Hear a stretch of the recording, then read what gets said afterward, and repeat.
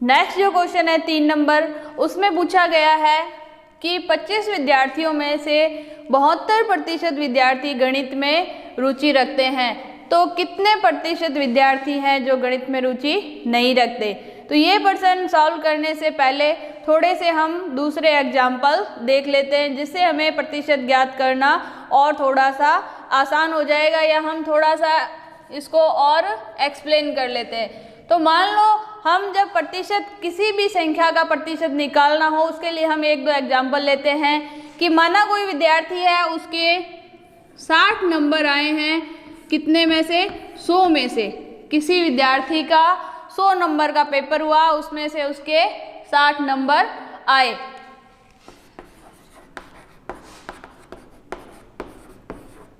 साठ अंक उसने प्राप्त किए।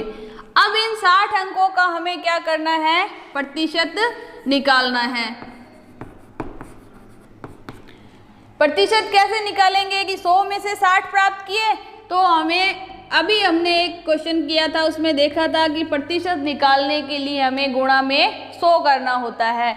तो हमने गुणा से 100 की, 100 से 100 कैंसिल हो गया, क्या बचा 60, और हमने लगा दिया 60 के आगे प्रतिशत का चिन्ह, यानी कि 60% उसने नंबर प्राप्त किए।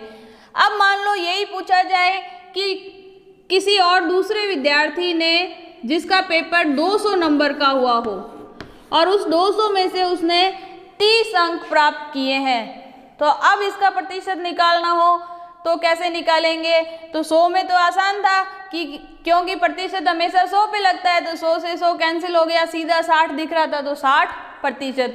अब अगर हम 200 में से निकालेंगे कि 200 नंबर का पेपर हुआ, उसमें से 30 अंक उसने प्राप्त किए, तो प्रतिशत में कितने अंक प्राप्त किए, तो गुणा में हमने क्या लगाया 100। अब 2 जीरो से 2 जीरो कैंसिल, तो हमारे पास क्या बचा 30/2। इसको और सरल करें तो क्या बचा हमारे पास 15%। जैसे ही गुणा में 100 लगेगा तो हमारे पास चिन्ह क्या आ जाएगा, प्रतिशत का। तो 200 में से अंक तो प्राप्त किए थे 30, लेकिन प्रतिशत में इसका क्या मान आया 15%। तो ये तो हुआ उसका प्रतिशत में मान, और ये जो 30 थे ये इसके अंकों का मान था। अब एक और उदाहरण ले लेते हैं हम, जिससे ये और आसान तरीके से हम समझ सकते हैं। मान लो किसी बच्चे का बहुत ही छोटा एक पेपर हुआ 5 नंबर का, 5 नंबर में से उसने 3 नंबर प्राप्त किए। तो अब हमें देखना है कि 5 में से तो उसने 3 नंबर प्राप्त किए, लेकिन प्रतिशत में उसके कितने अंक हुए। तो हम क्या करेंगे, इसको गुणा 100 करेंगे तो प्रतिशत में हमारे पास क्या मान आएगा, 5 से 100 को काटेंगे, 2 बार भाग गया, बचा एक 0, 0 का 0, 20 बार कट गया। अब 20 की गुणा 3 से कराई तो 60%। तो ये 60% क्या है, ये जो 5 में से 3 नंबर इसने प्राप्त किए थे, इसका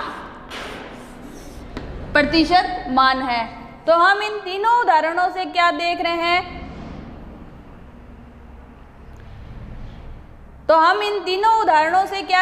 कि एक बात हमारे स्पष्ट हो रही है कि पहला मान तो हम लेते हैं कि जो 1 नंबर हम देते हैं इसको, ये मान क्या होता है, कुल संख्या या कुल मान या कुल राशि, जहाँ अंकों की बात कर रहे हैं तो कुल अंक। फिर इन कुल अंकों में से दूसरी बात हमारे सामने आई कि कितने हमने प्राप्त किए। दूसरी बात इंपॉर्टेंट कि कुल में से हमने कितना भाग प्राप्त किया। ये तीसरी बात आती है प्रतिशत मान की, कि कुल में से हमने जितना भाग किया उसका कितना प्रतिशत है। प्रतिशत वाले प्रश्नों में सिर्फ हमें ये 3 बातें ही याद रखनी है। पहली बात, कुल मान, हर में, अंश में क्या रखेंगे, जितना उसने भाग प्राप्त किया है, ये जिस भाग का हमें प्रतिशत निकालना है। और तीसरा बराबर में आएगा इसका प्रतिशत मान। तो जब भी हम प्रतिशत निकालेंगे इन्हीं 3 बातों पे ये प्रतिशत आधारित होगा। तो आइए, इससे हमारा बेसिक क्लियर हो गया। अब हम क्वेश्चन सॉल्व करते हैं। दिया है कुल विद्यार्थियों की संख्या दी है, कुल विद्यार्थी है 25। उसके बाद गणित में रुचि रखने वाले विद्यार्थियों का प्रतिशत दिया है, गणित में रुचि रखने वाले विद्यार्थियों का प्रतिशत मान दिया गया, कितना है 72%। यह हमें संख्या नहीं दी है, प्रतिशत मान दिया है कि 25 में से कितने प्रतिशत विद्यार्थी गणित में रुचि रखते हैं। अब हमें ज्ञात करना है कितने प्रतिशत विद्यार्थी गणित में रुचि नहीं रखते। तो एक तो सीधा सा हम इसका उत्तर ऐसे ज्ञात कर सकते हैं कि रुचि रखने वाले विद्यार्थी है 72%। अब रुचि नहीं रखने वाले विद्यार्थी निकालने हैं। तो मैंने बताया था कि प्रतिशत हमेशा किस पे ज्ञात होता है, 100 पे। तो 100 में से 72% लोग रुचि रखते हैं। तो गणित में रुचि नहीं रखने वाले विद्यार्थियों का प्रतिशत कि 100 में से 72 घटाए तो आया हमारे पास 28%। ये सीधा हम आंसर निकाल सकते हैं।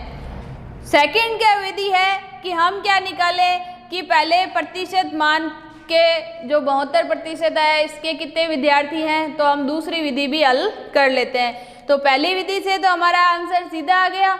अब इसको थोड़ा सा और एक्सप्लेन करके हम करें तो हम क्या लिख सकते हैं। तो अभी जब हमने प्रतिशत निकाला था तो हमने क्या देखा था कि कुल मान क्या आया था बटे में। तो हम सबसे पहले मान लेते हैं, माना गणित में रुचि रखने वाले विद्यार्थियों की संख्या बराबर x मान लिया। अब प्रश्नानुसार अभी शुरू में जो 3 उदाहरण दिए थे वो इसी के लिए थे कि हमें क्या ध्यान रखना है। अब रुचि रखने वाले विद्यार्थियों की संख्या x, कुल विद्यार्थी बटे में, तो कुल विद्यार्थी थे 25 और गुणा में 100% निकालने के लिए तो कुल विद्यार्थी 25 में से x विद्यार्थी गणित में रुचि रखते हैं तो उनका प्रतिशत क्या था, प्रश्नानुसार 72% ये था। अब हम इस समीकरण को क्या कर लेते हैं, सॉल्व कर लेते हैं। हम देखते हैं ये दोनों 25 से कटेंगे एक बार और ये 4 बार, तो इसको हम और सरल करके लिखते हैं, x गुणा 4 बराबर में 72। x का मान हमें ज्ञात करना है, 4 इधर गुणा में उधर जाएगा तो भाग में, काट दिया 18 बार, तो x का मान आया हमारे पास 18।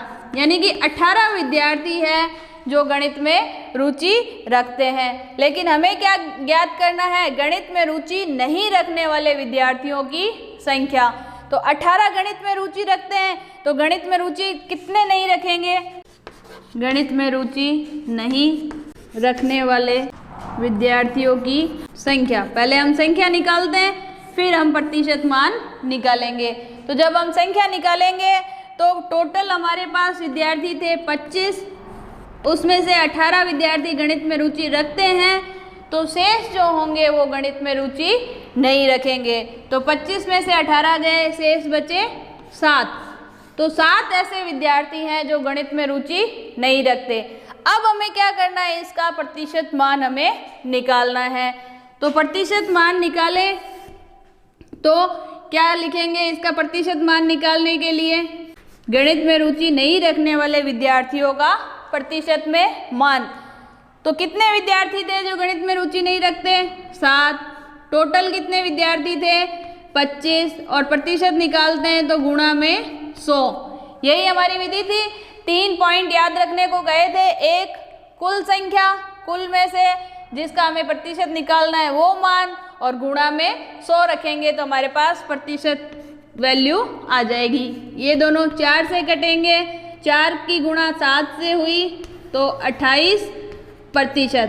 तो इस तरीके से हमने थोड़े से लंबे मेथड से ये मान निकाला। पहली जो विधि हमने हल की थी उसमें हमने क्या किया था कि 72% जो मान था उसको हमने 100 में से घटा के सीधा जो गणित में रुचि नहीं रखते उन विद्यार्थियों की संख्या लेके आए थे। लेकिन अगर पूरे तरीके से प्रश्न हल किया जाए तो इस तरीके से पूरी विधि से हल होगा। तो ये क्वेश्चन इस तरीके से सॉल्व होता है।